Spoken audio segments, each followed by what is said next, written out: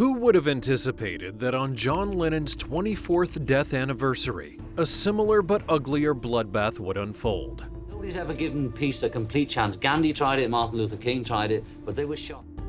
What really went down? On December the 8th of 2004, bullets rained and the world mourned the loss of a musical legend, Darrel "Dimebag" Abbott, in red-stained echoes.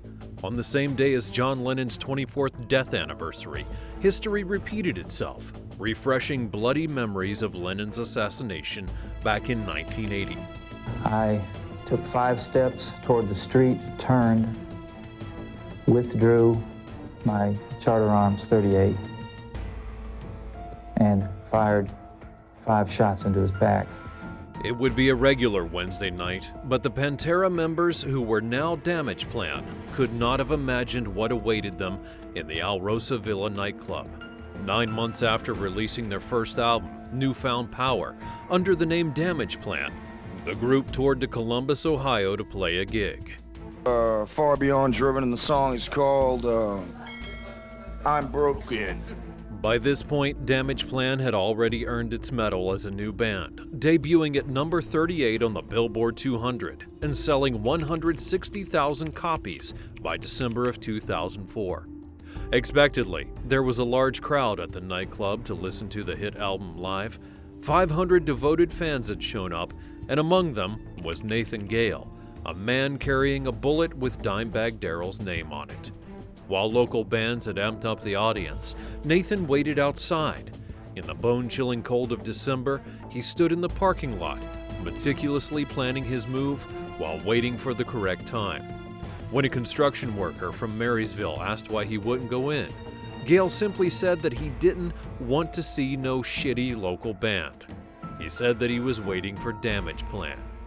The club audience had gone from 200 to 500 raging Damage Plan fans by the time that it was their turn to perform, so it wasn't too tricky for Nathan Gale to slip past security without a ticket. Once inside the club, the air was humid and the stage's surroundings were packed with metalheads jamming along to Darrel and his crew. The fans were having their time of their life, and Damage Plan couldn't have possibly imagined what would happen in the next 90 seconds. Gale was impatient and didn't waste any time. The band was engrossed in delivering their best performance when a bulky 6'3" man wearing a black jacket jumped onto the stage and pointed his weapon at Dimebag Darrell. At this point, Darrell was in his element, banging his head in sync with a single from Newfound Power, unaware of death stalking towards him, all 6'3", bearing a Beretta 9mm handgun. Darrell was not the only one oblivious to the event unfolding. In fact, even the audience thought that it was a skit or another crazy fan trying to meet with the band. It was not until Darrell's guitar shrieked into an ugly sound that his brother Vinny, staged behind the drums, witnessed him take bullet after bullet, and the audience broke into a panic. The shooter landed a bullet in Darrell's right cheek, left ear, back of the head, and right hand. Still though, fans had hoped it was a nightmare and that CPR would bring Darrell back. In an effort to keep him hanging until paramedics arrived, a fan by the name of Nathan Bray leapt onto the stage and tried performing CPR. He was well aware of the threat still looming, but he didn't care. In a matter of moments, all hell had broken loose when Damage Plan Security Chief Jeffrey Thompson jumped on the stage and tackled Gale from behind. Aaron Hawk, an Alrosa employee, also leapt up to disarm an enraged Gale, but to no avail. That night, 3 more people died because of Gale's merciless open fire. While the shooter had achieved his main goal of executing Darrell, he didn't stop there. In less than 5 minutes, the nightclub turned into a slaughterhouse as the crazed fan opened fire at all 3 mediators, including the innocent fan. Kill this guy. He's gonna kill more people. He's got my friend. As I started working across the back of the stage, he then moved the gun to the hostage's head. As soon as he put the gun to the hostage's head, all hopes of the musical legend surviving the onslaught would be crushed when paramedics had pronounced him dead the same night.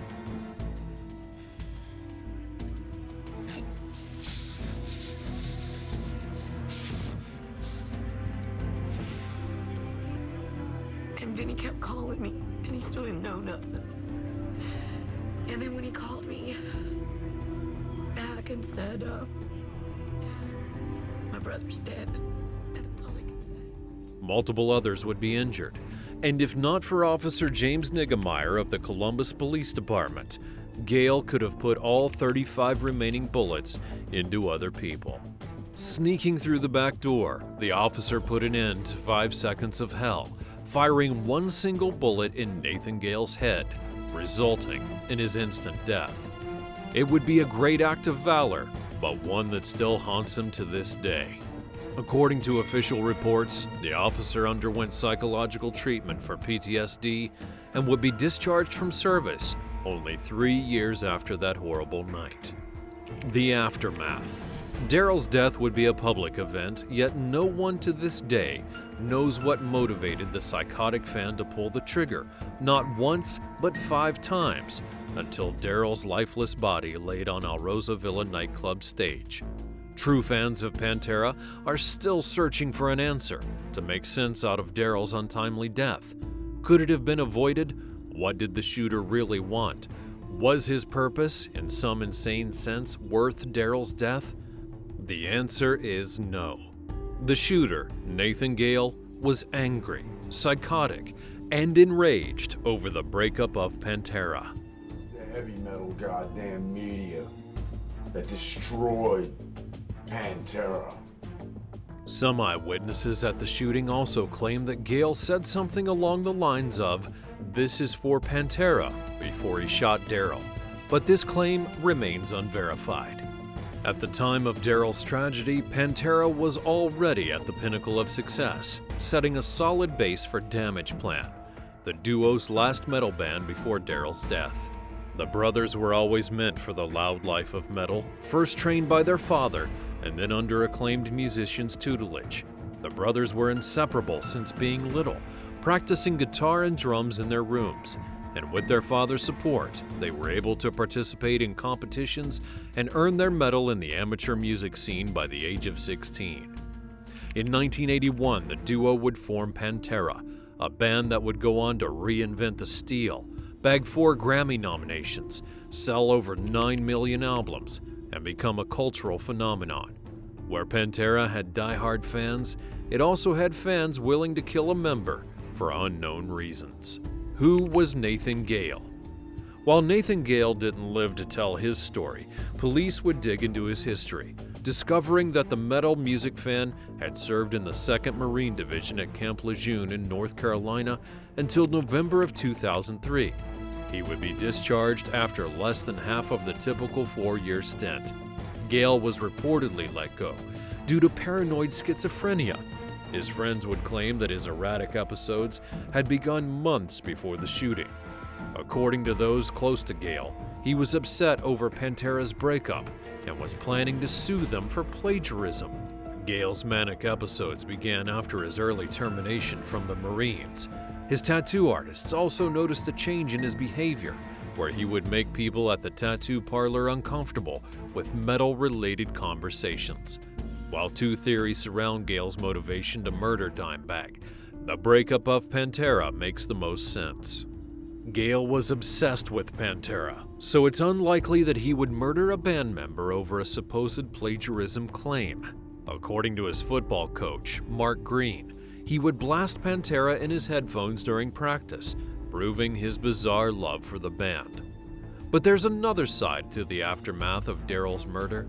Some fans also blamed the lead vocalist of Pantera, Phil Anselmo, for inspiring Gale's actions. Pantera split up for many reasons, but the leading cause would be Anselmo's drug and alcohol addictions. This fan hatred could also be based on Darrel's brother, Vinnie Paul, never forgiving Anselmo for the statement he made in the Christmas of 2004 issue of Metal Hammer magazine. Anselmo, unaware that his statement would come back to haunt him, said that Darrel, quote, deserves to be beaten severely. This statement was in a different context, but Vinnie never forgave him. Some of Darrel's fans are still hung on this interview 2 decades later, even though Anselmo tried clearing the air. And there's different types of guitar players. Okay, there's Yngwie Malmsteens out there. Great, good for him. Does he have the soul Dimebag had? Labeled as the most dangerous guitarist, Darrell may have well been the last great metal guitarist to grace the music scene. He had big dreams and bigger idols, but unsurprisingly enough, even his idols turned into fans. Darrell grew up idolizing Kiss and listening to Eddie Van Halen, the two names who would become a big part of his last moments. His devotion to Kiss would be tattooed on his chest in the form of Ace Frehley's face, and according to his brother, Darrell would sing an Eddie Van Halen song before each show and always had his eye on Eddie's striped guitars. Darrell may have had a painful death, but all of his idols and favorite artists attended his funeral. He was safely nestled into a Kiss casket donated by the iconic band and was then buried in it. The Kiss-printed casket became his last resting place, and according to his close friends, Eddie Van Halen donated his famous Bumblebee guitar that Darrell absolutely loved. Fast forward to 2024, and Phil Anselmo is carrying on Pantera's legacy, and Darrell's partner Rita is making sure people remember his name. Darrell's brother Vinny died of a natural death in 2018, Alrosa Villa was crushed into rubble, and Darrell's records have become part of musical history. He may be gone, but his aggressive riffs and technical proficiency continue to influence upcoming metal artists.